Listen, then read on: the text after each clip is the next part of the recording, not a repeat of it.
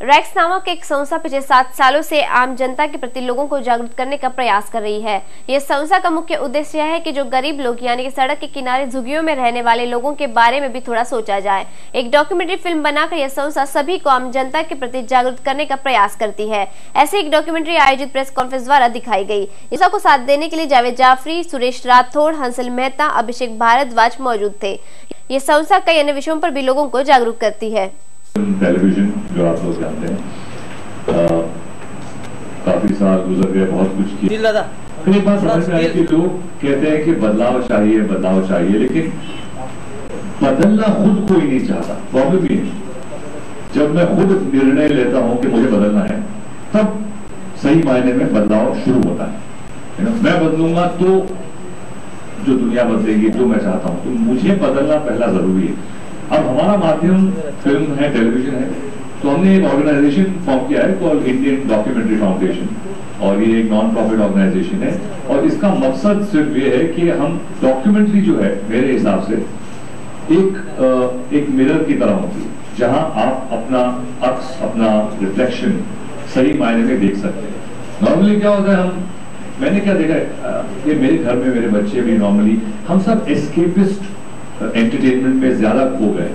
चाहे वो मैं उसके खिलाफ नहीं हूँ कि ठीक है यार, आप हाउसफुल देखिए, बॉडीगार्ड देखिए, धमाल देखिए, फाइन, लेकिन कहीं कहीं असलियत और हकीकत का भी सामना करना जरूरी है। और हम क्या है, उससे भागते हैं, अपने एयर कंडीशन कमरों में बैठ जाएंगे, वीडियो गेम खेलेंगे, फिल्म देखेंगे, और हमारी एयर कंडीशन गाड़ियों से गुजरते हैं बंबई में, और लेकिन हमने कभी खिड़की नीचे करके देखा नहीं कि वो ब्रिज के नीचे वो लोग जो है वो कैसे रह रहे हैं, कहाँ से आए हैं, वो आदमी जो आपको मांग रहा है क्या नथिंग, वी जस्ट नथिंग। हम अपने एक कुकून में बैठे हुए हैं, एंड दैट्स ऑल। तो मुझे ऐसा लगा कि फिल्में एक हद तक, जैसे 3 इडियट्स में, जिसने एक बहुत ही खास और इम्पोर्टेंट टॉपिक को लेकर कई लोगों को कॉन्शियस किया और उससे कुछ बदलाव भी आए, तो फिल्म एक बहुत अजीम माध्यम है जिसके जरिए बहुत कुछ हो सकता है। लेकिन डॉक्यूमेंट्री में फर्क यह है कि डॉक्यूमेंट्री प्योर 100% हकीकत होती है, जो है वो है, और लोग देखना नहीं चाहते। लोग always want to see this very makeup हुआ ग्लोरिफाइड लेंस के थ्रू देखी हुई कोई चीज, और documentary is very hard, straight. हमको नहीं देखना यार, ये तो बड़ा गंदा है और ये तो बहुत ही कुछ कांट बी सीन, लेकिन वो है, और वो है, उसको बदलना है, तो हम क्या कर सकते हैं उसकी कॉन्शियसनेस। तो हमने ये निर्णय लिया कि ये फाउंडेशन जो है सोशली कॉन्शियस, एक सोशल चेंज जो डॉक्यूमेंट्री ला सकती है।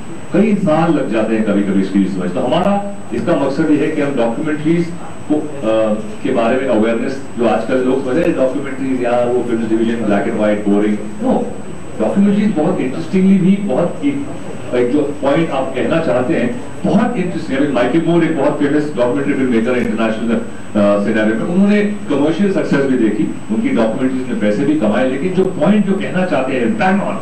सो आई थिंक हमारे यहाँ हिंदुस्तान में जो कहानियां हैं वो कहीं नहीं जो बोलने के लायक हैं। तो आइडिया का मकसद ये है कि कहानियों को इकट्ठा करो, जो कहानी हमको लगता है कि फिक्शन है, बट ये फिक्शन से भी ज्यादा स्ट्रेंज होती है, जो रियल हकीकत है। तो हम डॉक्यूमेंट्री फिल्म मेकर्स को लाते हैं, हम उनको एनकरेज करते हैं, यहाँ लाएंगे, ट्रेनिंग देंगे, इसके लेवल को, जो डॉक्यूमेंट्री मेकिंग लेवल है उसको बढ़ाएंगे, फंड्स अगर हम इकट्ठा कर सकें ताकि डॉक्यूमेंट्रीज बन सकें, और मेन स्ट्रीम में किस तरह हम डॉक्यूमेंट्रीज को इनकॉर्पोरेट कर सकें, चाहे वो सपोर्ट हम बॉलीवुड का किसी तरह से ले, स्टार्स का ले, लेकिन सपोर्ट करने के लोग हैं, वो जानते नहीं कि करना क्या है। डॉक्यूमेंट्रीज जो एक हकीकत का एक मैं जानता हूँ, उसके थ्रू मैं क्या कर सकता हूँ, that's all I can do, because बाकी जो लोग हैं हर कोई अपना काम कर रहा है, मेरा ये माध्यम है, इसके जरिए मैं क्या कर सकता हूँ, ये हमारी कोशिश है। निर्देशक हूँ मैं, एज अ डायरेक्टर मैं एक चीज में मानता हूँ कि बी द चेंज। तो मैं अपनी की हुई गलतियों से सीखा हूँ। मैं परफेक्ट नहीं हूँ, मैं ये नहीं कहता हूँ कि मैं सबसे सेक्युलर, सबसे ऑनेस्ट या सबसे लॉ अबाइडिंग सिटीजन हूँ, लेकिन मैं कोशिश कर रहा हूँ ये करने की, और मेरे माध्यम के जरिए I am trying to tell you stories about people who can inspire you to bring about the change in yourself. तो ये मैंने जो अभी फिल्म बनाई है शाहिद नाम की, शायद आप सबने सुना होगा, शाहिद आजमी नाम के गायक थे जिनका इंतकाल हुआ 2010 में, ही वाज किल्ड इन 2010। वो ह्यूमन राइट्स एक्टिविस्ट थे और उन लोगों के लिए लड़ रहे थे जिनको जिनको डिफेंस अपने आप को डिफेंड करने का मौका नहीं मिल रहा था, जो इकोनॉमिकली बैकवर्ड थे।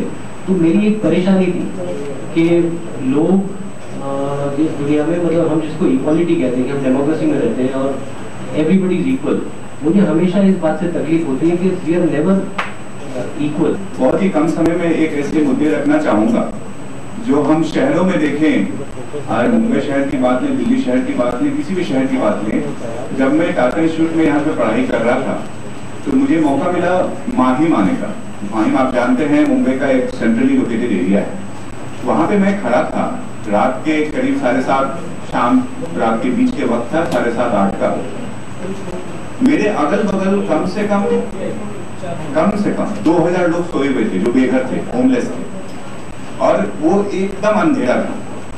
और अगर हम चारों तरफ देखते थे तो लीलावती हॉस्पिटल दिख रहा है, बड़े बड़े ग्लिट्स एंड ग्लैमर, बड़े बड़े बैनर दिख रहे हैं। तो मुझे समझ में ये नहीं आया कि एक शहर में इस तरह की दो द्वंद्वाभास चीजें कैसे एग्जिस्ट कर सकती हैं। तो मुझे लगा कि एक रियलिटी, एक हकीकत जो आपको शहरों में दिख रहा है, जो बहुत सारे ग्लिट्स एंड ग्लैमर में लगे हुए हैं, और दूसरे ऐसी हकीकत जो शहर में है लेकिन किसी को मालूम नहीं है, जिसको हम लोग पर्याय हकीकत कह सकते हैं। तो वहां से एक आइडिया की शुरुआत हुई जिसको हम लोग ऑल्टरनेटिव रियलिटीज, पर्याय हकीकत के नाम से एक संस्था है जिसको हम लोग चला रहे हैं।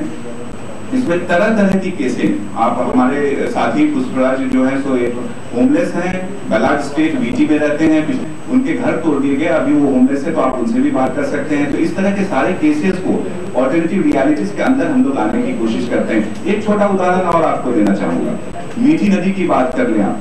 मीठी नदी जो पवई से निकल के माहिम तक आती है, उस पर कितने लोगों की जीविका शायद निर्भर ना हो, लेकिन बेघर लोग, जिसको हम पॉइंट डाइवर्स कहते हैं, और ये सारे मुद्दे हम लोग ने स्पोर्ट्स इलस्ट्रेटेड में भी लाए। पॉइंट डाइवर्स वो माहिम के जहाँ पे मीठी नदी अरेबियन सी में मिलती है, वहां पे जुड़ के पॉइंट निकालते हैं, मेटल निकालते हैं, उन्हें हम ग्रीन सोल्जर भी कहते हैं। रैक पिकिंग इंडस्ट्री से जुड़े हुए लोग हैं, बेघर लोग हैं। वो लोग शहर साफ सुथरा रखते हैं, रिसाइकिल करके वो सारे सामान पे बेच के जिंदा रहते हैं, लेकिन उनका अपना कार्बन फुटप्रिंट कितना है, कार्बन कैलकुलेटर लेके हम जाएं उनके पास, उनका अपना कार्बन फुटप्रिंट नहीं है उतना। तो एक जेहन में मेरे में बात आई जो मैं आपको गाने के तौर पे यहाँ पे रखूंगा। कोठियों से मुल्क की मैयाद को मत आकिए।